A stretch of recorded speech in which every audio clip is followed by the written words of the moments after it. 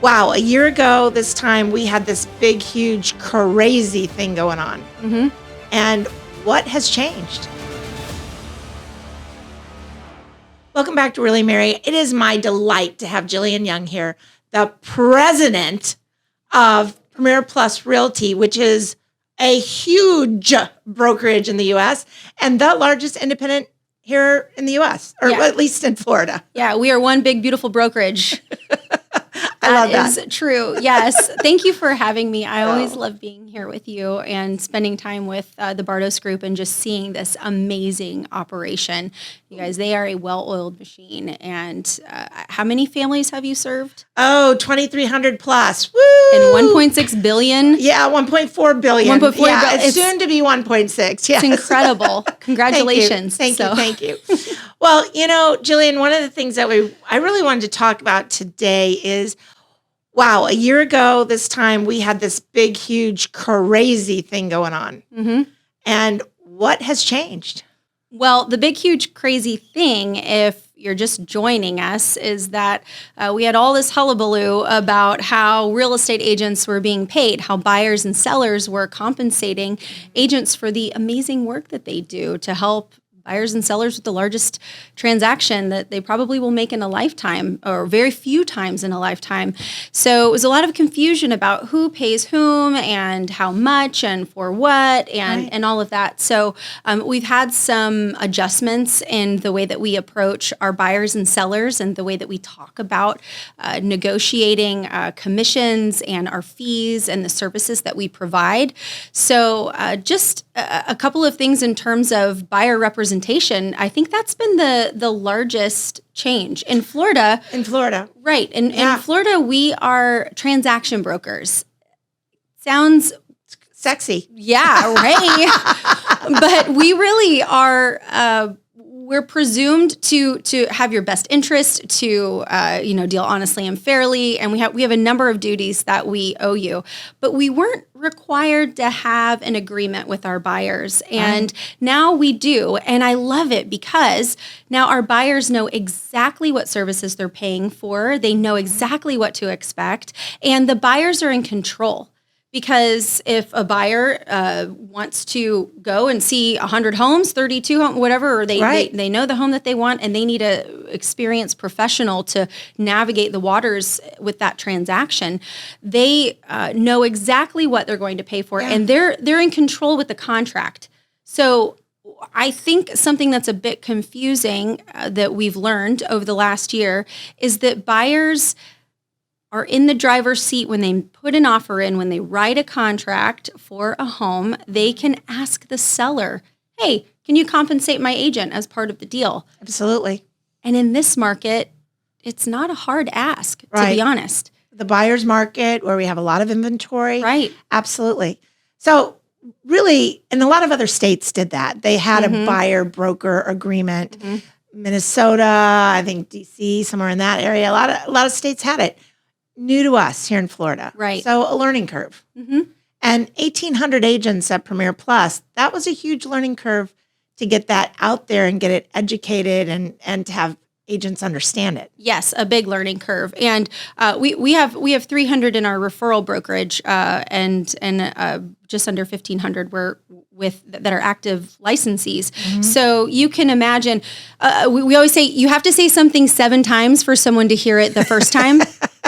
So true. So I feel like whatever 1,500 times 7, that's a lot. It was a lot. It was a lot. And you know what? It still is. I think that any new skill is difficult until you're practicing, you're in practice. So we're still educating our buyers and sellers. We're still educating our agents. Right. And trying to make sure that everything we do is transparent, fair, clear.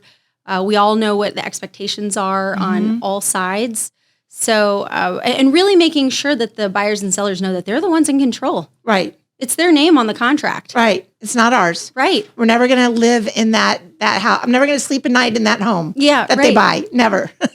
Right. Yeah. Well, never's a big word, but no, never.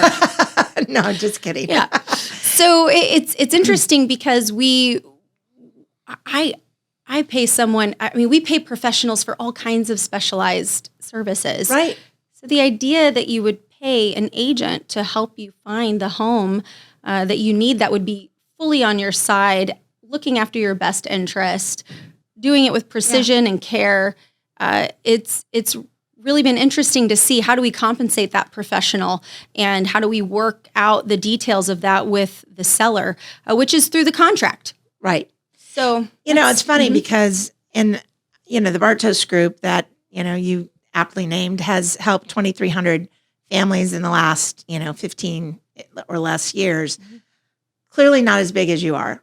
But at the end of the day, we found that a lot of buyers and sellers really didn't understand the process and really have no concern over how the compensation goes. They really didn't want to change a lot. But again, that's a buyer and a seller decision individually. But, I feel like other than a few more forms and a few more steps, not a lot has changed. How do you feel?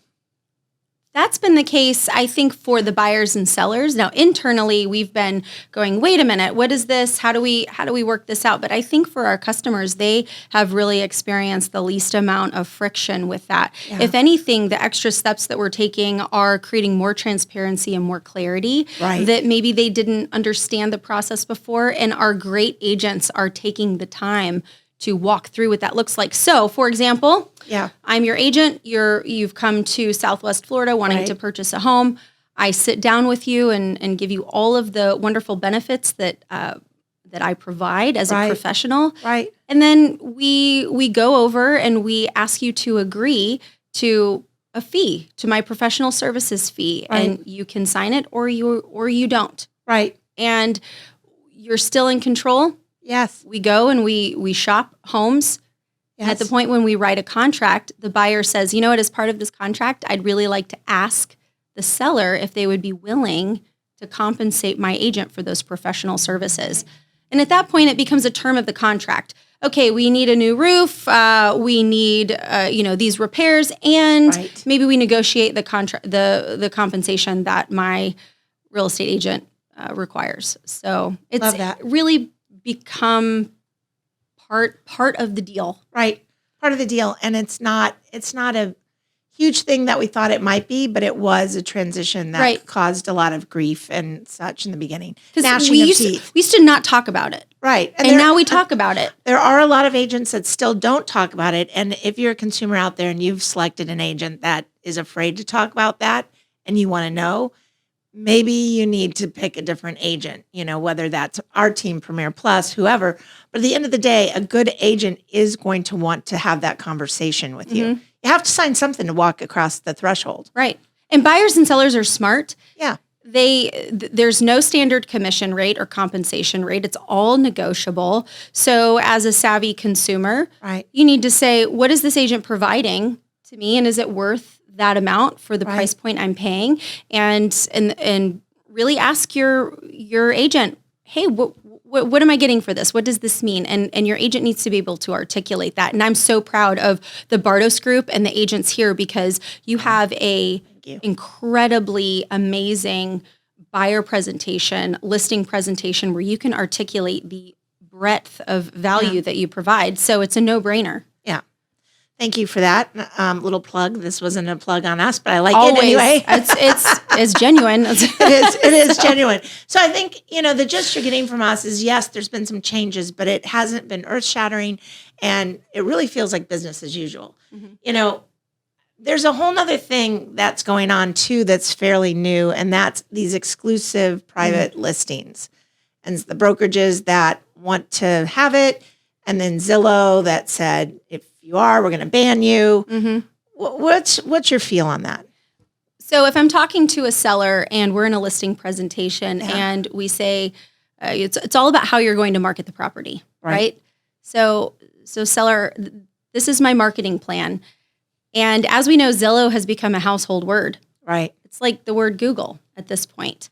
So love the way you said that. True. Right now, we're having to tell seller, if we take this listing, your home, and we don't put it on the MLS, our local MLS, which is a realtor-owned MLS, and we don't share it and syndicate it with all of the national websites like Zillow, then Zillow will say, I don't like that you have a private listing, and we're not going to show it on Zillow ever.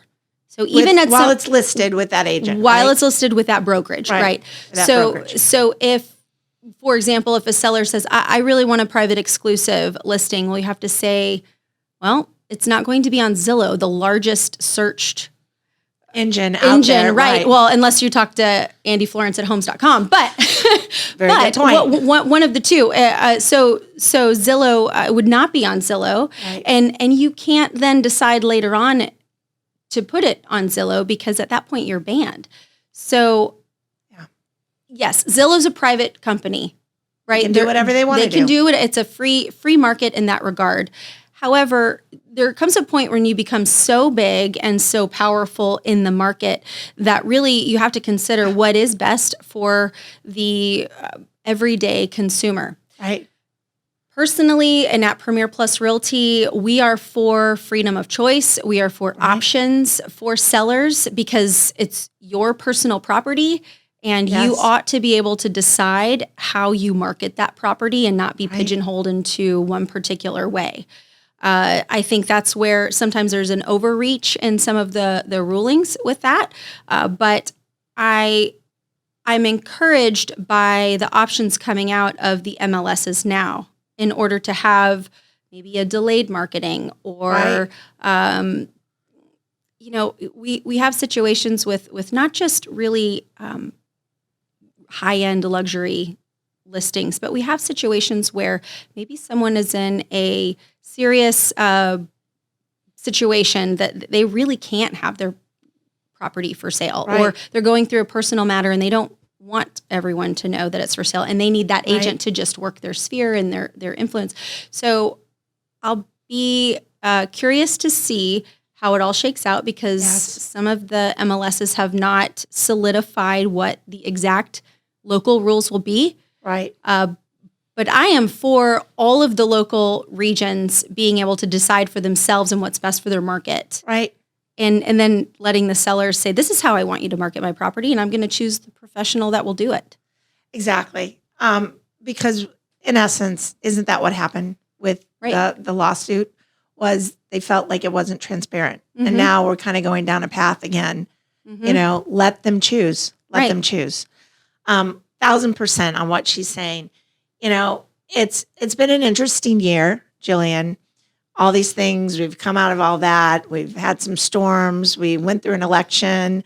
We had tariffs and the stock market and lots of things that have happened. Right. Where do you see the market is today? And then what do you see for the future in the next 6 months?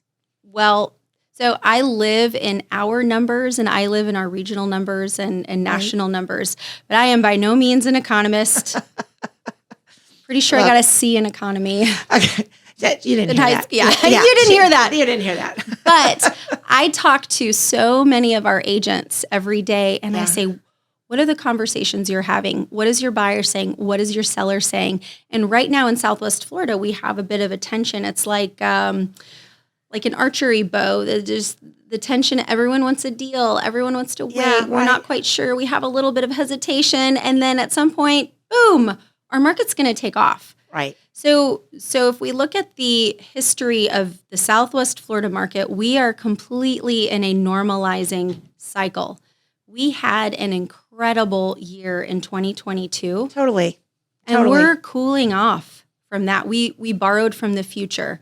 So if we have short-term memory loss, we would look at the amount of sales that we have right now and say, wow, it's a lot less than the last couple of years. Right. But it's a lot more than 10 years ago. Yeah. 7 years ago, even 6 years ago.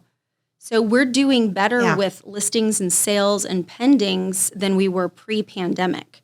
Which is phenomenal. And our prices are decreasing, but that's because we have a lot of sellers who are equity rich, meaning they are doing well. We have 4 out of 10 homeowners do not have a mortgage. And so we have sellers who are maybe on the market at a price that is higher than what buyers want to pay right now. Right. So we have these incremental price decreases to bring it back to a normalizing amount. Right. but we're still having price increases here on Marco Island. I'm pretty sure the median price is up by 7%. It's a funny thing, Jillian. You talked a little bit about that, but what we're seeing in the Bartos group in the month of July, it was phenomenal. We did like more transactions and a higher volume than we have done in the last 5 years in this seasonal market. Because let's face it, July is like December up north, or some cold, crazy month.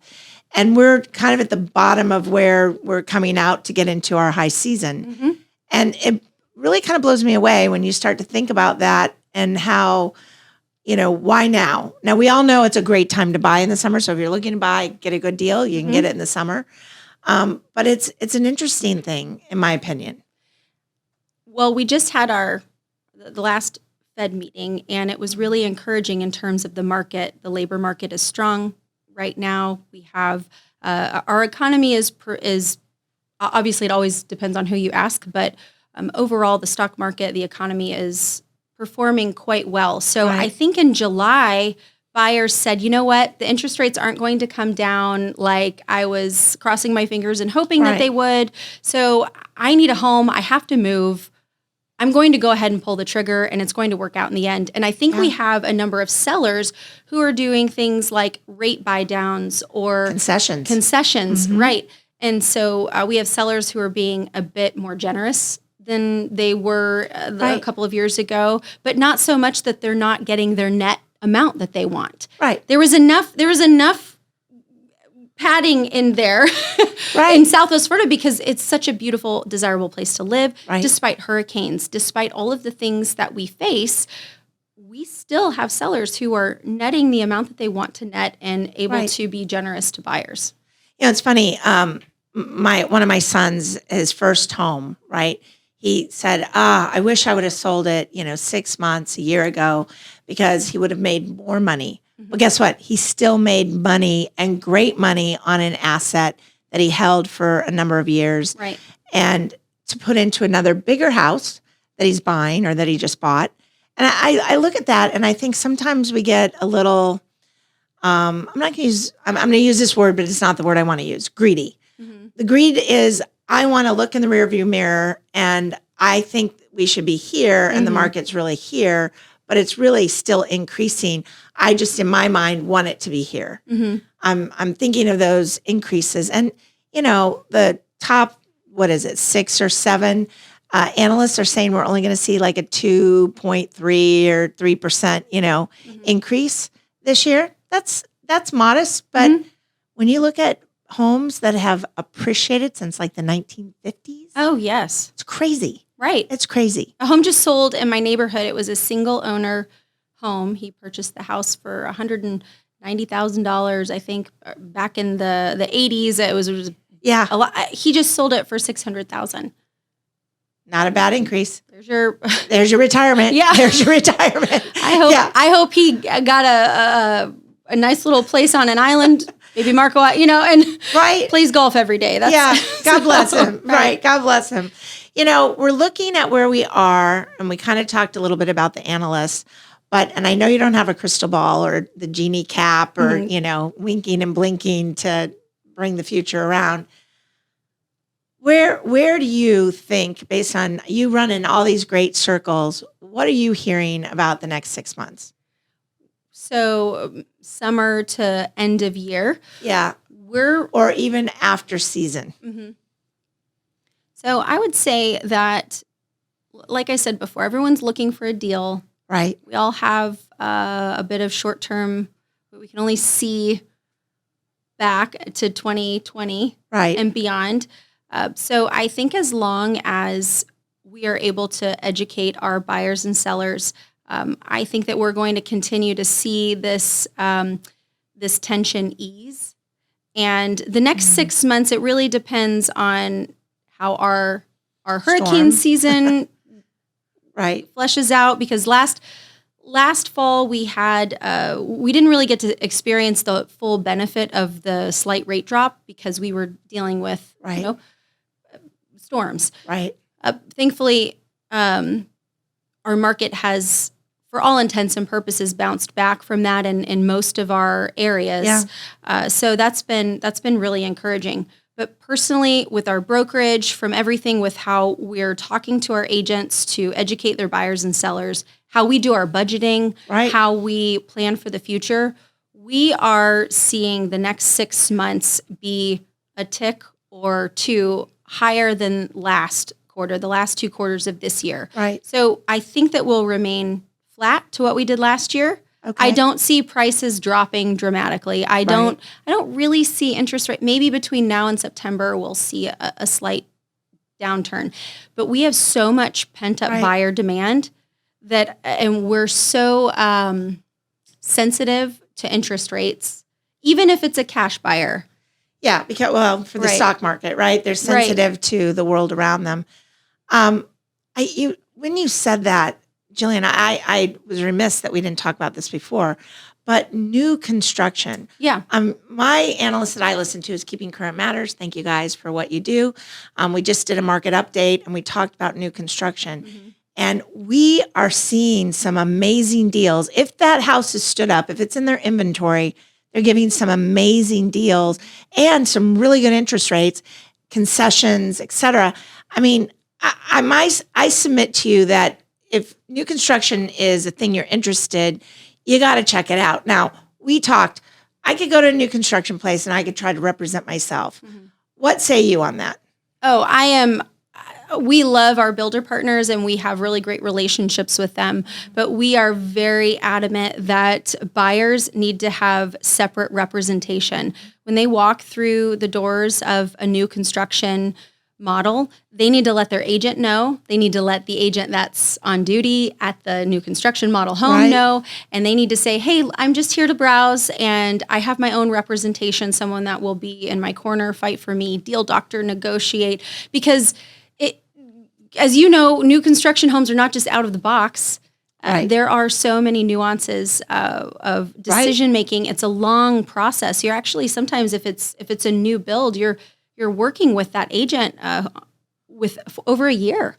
Right. And they are checking on the property. They're keeping you updated. So new construction, you can get quite a deal right now. It's important that you don't, you're not lured by a little bit less of a price in order to use the new construction agent, and that it's money well spent to have independent representation. You know, it's funny. I think it was this last weekend. Time kind of blurs for me. One of my dear friends has bought, several homes with me, and she's downsizing now. So we went to a new construction.